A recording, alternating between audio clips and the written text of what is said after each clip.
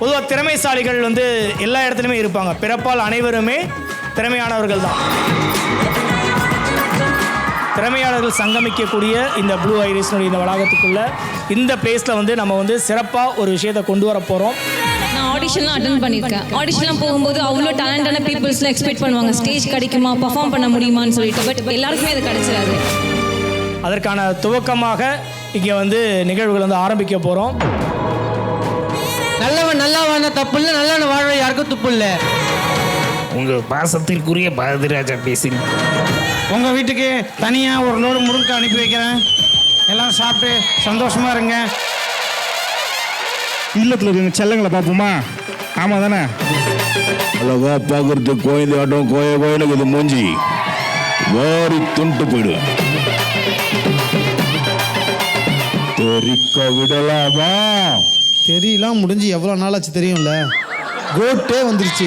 ஐயா அடுத்து ஓட்டு கேட்டே வந்துட்டாரு.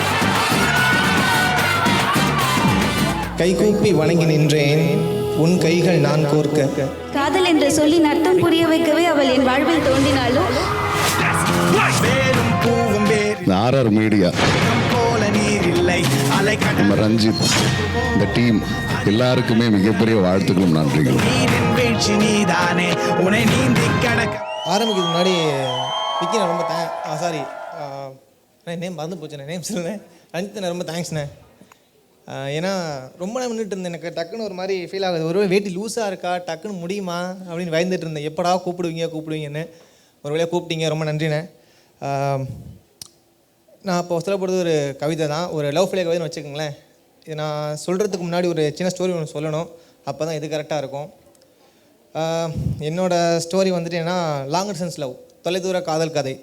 தூரமாக நின்று வேடிக்கை பார்க்குறதோ இல்லை கை கோத்துட்டு போகிறதோ எனக்கு கிடைக்கல. ஒன்லி வாய்ஸ் தான். அது என்னமோ தெரில, இந்த பொண்ணுங்க மனசும் மேக்ஸ் வாத்தியார் கோபம் ஒன்று. எதுக்கு திட்டுறாங்க, ஏன் அடிக்கிறாங்கன்னே தெரியாது. அரசியல் நம்மளை பழி வேண்டி போயிடுறாங்க. அந்த மாதிரி தான் பொண்ணுங்க மனசு இருக்குது. என்ன பண்ணுறது? சரி, ஓகே, நான் ஆரம்பிக்கிறேன். கைகூப்பி வணங்கி நின்றேன், உன் கைகள் நான் கோர்க்க. என் காயங்கள் அதை மறைத்து உன் கண்ணீர் நான் துடைக்க. சிந்தையில் உன்னை நிறுத்தி சிரமங்களை எதிர்கொண்டேன். விழிவழி கசியாது முடிவெடுத்து வாழ்வீசும் வீரனாய் உன் முன்னே நான் சென்றேன். எரிகின்ற அன்புக்கள் உன்மேனி துளைக்காது என் தோளில் நான் தாங்க. புகை சூழும் போர்க்களத்தில் நிசப்தம் நிலைத்திருக்க. பெருமூச்சு விட்ட வீரனுக்கு பேரதிர்ச்சி பரிசளிக்கும். நிசப்தம் நிலை குலைய வாளின் ஓசை வீரனின் குருதி ருசிக்கான. சற்றே திரும்பிய அவனுக்கு இளவரசி புன் முறுவலில் பதில் கூற. வாளோடு இணைந்த கரங்கள் தன்னவளென அவனறிய. மரணம் மன்றாடும் வேளையிலும் வீரனின் புன்னகை அவளுக்கு வியப்பளித்தது.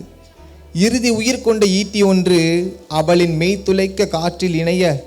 மரணத்தை எதிர்நோக்க அவ்வீரனும் முன் சென்றான். தன்னவள் உயிர் காக்க வீரனும் மரணித்தான். செய்வதறியாது திகைத்தவள் வழியின்றி விழிகசிய. குருதி வலிய வீரனும் மாவீரனாய் உயிர் தெழுந்தான். நன்றி.